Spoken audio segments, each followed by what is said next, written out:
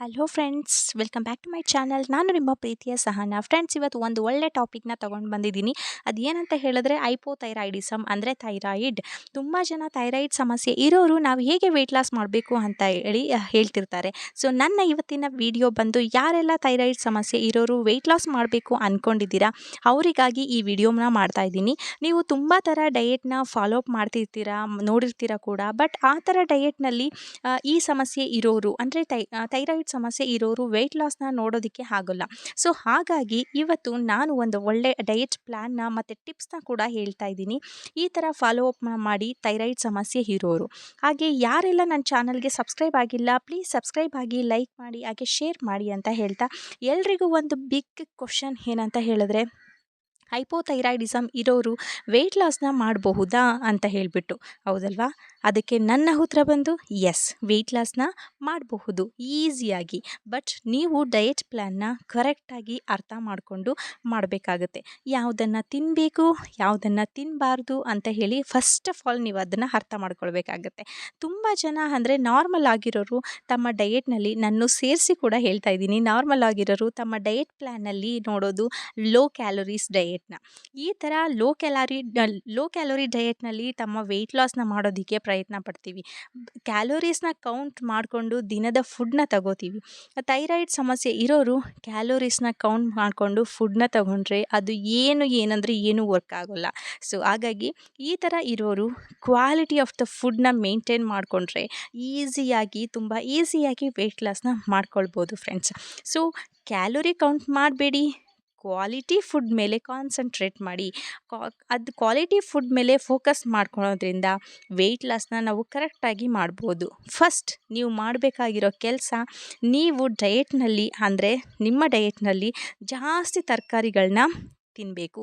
ತುಂಬ vegetarian people's ಏನು ಮಾಡ್ತಾರೆ, ಜಾಸ್ತಿ ತರಕಾರಿಗಳನ್ನ, ಹಾಗೆಯೇ ಥೈರಾಯಿಡ್ನವರು ಕೂಡ ನಿಮ್ಮ ಮೀಲ್ ಪ್ಲೇಟ್ನಲ್ಲಿ 3/4% ತರಕಾರಿಗಳನ್ನೇ ತಗೊಳ್ಬೇಕು. ನಾನು ತರಕಾರಿನೇ ತಗೊಳ್ಳಿ ಅಂತ ಹೇಳಿದ್ರೆ ಒಂದೇ ಥರ ತರಕಾರಿನ ತಗೊಳ್ಬೇಕು ಅಂತಲ್ಲ, ಒಂದೇ ಥರ ತರಕಾರಿನ ತಗೊಳ್ಬಾರ್ದು.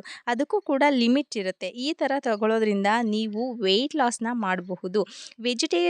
ವೆಜಿಟೇಬಲ್ಸ್ನ ಜಾಸ್ತಿ ನಿಮ್ಮ ಡಯೆಟ್ನಲ್ಲಿ ಯಾಕೆ ಇನ್ಕ್ಲೂಡ್ ಮಾಡ್ಕೊಳ್ಬೇಕು ಅಂತ ಅಂದರೆ, ಇವುಗಳಲ್ಲಿ ಕಾರ್ಬೋಹೈಡ್ರೇಟ್ಸ್ ಇರೋಲ್ಲ, ಮತ್ತು ಕ್ಯಾಲೋರೀಸ್ ಕೂಡ ಜಾಸ್ತಿ ಇರೋಲ್ಲ. ಹಾಗೆ ತರಕಾರಿಗಳಲ್ಲಿ ಫೈಬರ್ ಕಂಟೆಂಟ್ ಜಾಸ್ತಿ ಇರುತ್ತೆ.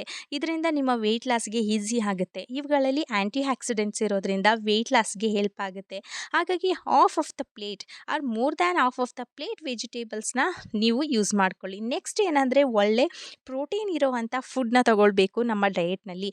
ಪ್ರೋಟೀನ್ ಕೂಡ ತುಂಬ ಇಂಪಾರ್ಟೆಂಟ್ ಆಗುತ್ತೆ.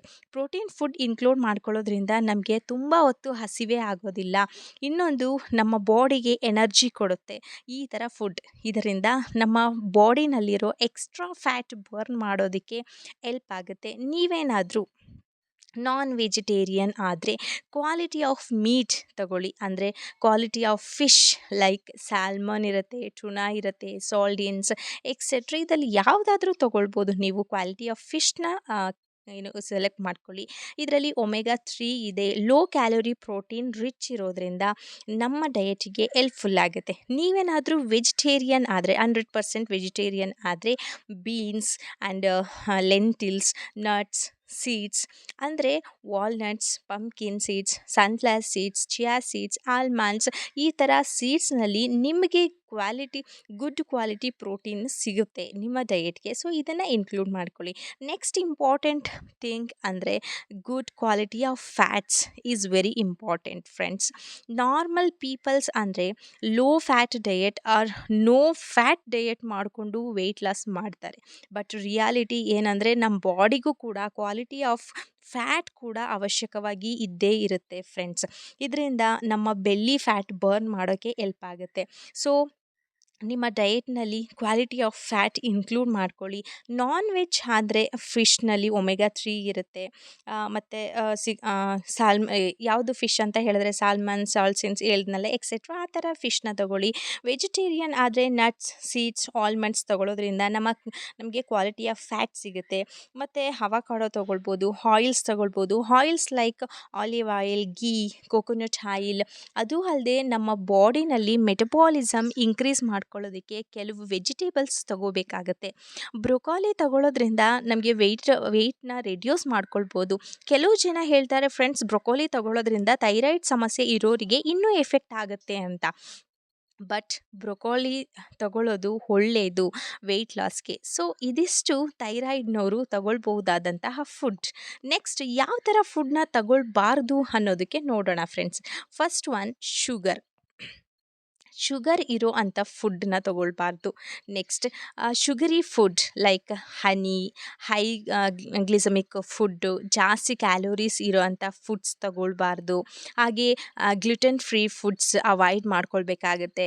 ಎಕ್ಸಾಂಪಲ್ ಬ್ರೆಡ್, ಬೇಕ್ರಿ ಐಟಮ್ಸ್ ಇವೆಲ್ಲ ಬಿಡಬೇಕಾಗತ್ತೆ ಫ್ರೆಂಡ್ಸ್ ನೀವು. ಹಾಗೆಯೇ ಫಾಸ್ಟ್ ಫುಡ್ ಕೂಡ ಅವಾಯ್ಡ್ ಮಾಡಬೇಕಾಗತ್ತೆ. Example pizza, burger like that ಆ ಥರ ಫುಡ್‌ನ ಕೂಡ ಅವಾಯ್ಡ್ ಮಾಡ್ಕೊಳ್ಬೇಕು. ಈ ಥರ ಫುಡ್ ಈ ಥರ ಫುಡ್‌ನ ತಗೊಳ್ಬೇಕು, ಈ ಥರ ಫುಡ್‌ನ ತಗೊಳ್ಬಾರ್ದು ಅನ್ನೋದಕ್ಕೆ. ನಿಮ್ಮ ವೆಯ್ಟ್ ಲಾಸ್‌ಗೆ ಎಲ್ಪ್ ಮಾಡೋ ಅಂಥ ಯಾವ ಥರ ಫುಡ್‌ನ ತಗೊಳ್ಬೇಕು ಅಂದರೆ ವಾಟರ್ ಮಿಕ್ಸಿಂಗ್. ಯಾವುದ್ರಲ್ಲಿ ತಗೊಳ್ಬೇಕು ಅಂದರೆ ಲೆಮನ್ ವಾಟರ್ ತಗೊಳ್ಬೋದು. ಬೆಳಗ್ಗೆ ಎದ್ದ ತಕ್ಷಣ ವಾರ್ಮ್ ವಾಟರ್ಗೆ ಲೆಮನ್ ಹಾಕ್ಕೊಂಡು ತಗೊಳ್ಬೇಕು. ಇದರಿಂದ ನಿಮ್ಮ ಮೆಟಬಾಲಿಸಮ್ ಬೂಸ್ಟ್ ಮಾಡ್ಕೊಳ್ಳೋದಕ್ಕೆ ಹೆಲ್ಪ್ ಆಗುತ್ತೆ. ಡೈಜೆಷನ್ ಈಸಿ ಆಗುತ್ತೆ. ಎಕ್ಸ್ಟ್ರಾ ಫ್ಯಾಟ್ ಬರ್ನ್ ಆಗುತ್ತೆ. ಇದೆಲ್ಲ ಮಾಡ್ಕೊಳ್ಳೋದಕ್ಕೆ ಈ ಥರ ವಾಟರ್ ಮಿಕ್ಸಿಂಗನ್ನು ತಗೊಂಡ್ರೆ ತುಂಬ ಹೆಲ್ಪ್ಫುಲ್ ಆಗುತ್ತೆ. ನೆಕ್ಸ್ಟ್ ಬಂದು ಟರ್ಮರಿಕ್ ಟೀನ ತಗೊಳ್ಬೋದು ಫ್ರೆಂಡ್ಸ್. ಇದನ್ನು ಯಾವ ಥರ ತಗೊಳ್ಬೇಕು ಅಂದರೆ almond milk, dairy free milks, coconut milk, oats milk ಇದರಲ್ಲಿ ಯಾವುದಾದ್ರೂ ಆಯಿತು, ಶುಗರ್ ಆ್ಯಡ್ ಮಾಡ್ದೇ ತಗೊಳ್ಬೇಕು. Next thing is green tea. ಇದನ್ನು ತಗೊಳ್ಳೋದ್ರಿಂದ ನಮ್ಮ ಲಿವರ್ಗೆ ಡಿಟಾಕ್ಸಿಫಿಕೇಷನ್ಗೆ ಹೆಲ್ಪ್ ಆಗುತ್ತೆ. ಸೊ ಫೈನಲಿ ಈ ಥರ ಡಯಟ್ ಪ್ಲ್ಯಾನ್ ಫಾಲೋ ಅಪ್ ಮಾಡೋದ್ರಿಂದ ಈಸಿಯಾಗಿ ನೀವು ವೆಯ್ಟ್ ಲಾಸ್‌ನ ಮಾಡ್ಕೊಳ್ಬೋದು ಫ್ರೆಂಡ್ಸ್.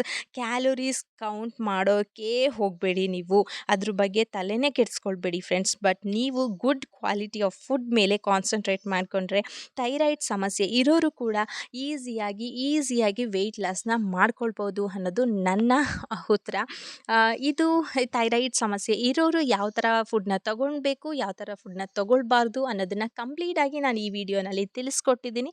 ಐ ಹೋಪ್ ನಿಮ್ಗೆಲ್ಲರಿಗೂ ಈ ವಿಡಿಯೋ ಇಷ್ಟ ಆಗಿದೆ ಅಂತ ಅಂದ್ಕೊಳ್ತೀನಿ. ನಿಮಗೇನಾದರೂ ಸ್ವಲ್ಪನಾದರೂ ಇಷ್ಟ ಆಗಿದರೆ ದಯವಿಟ್ಟು ಸಬ್ಸ್ಕ್ರೈಬ್ ಮಾಡಿ, ಶೇರ್ ಮಾಡಿ, ಹಾಗೆ ಲೈಕ್ ಮಾಡಿ ಅಂತ ಹೇಳ್ತಾ ಈ ವಿಡಿಯೋನ ಇಲ್ಲಿಗೆ ಎಂಡ್ ಮಾಡ್ತಾಯಿದ್ದೀನಿ. Thanks for watching. Take care.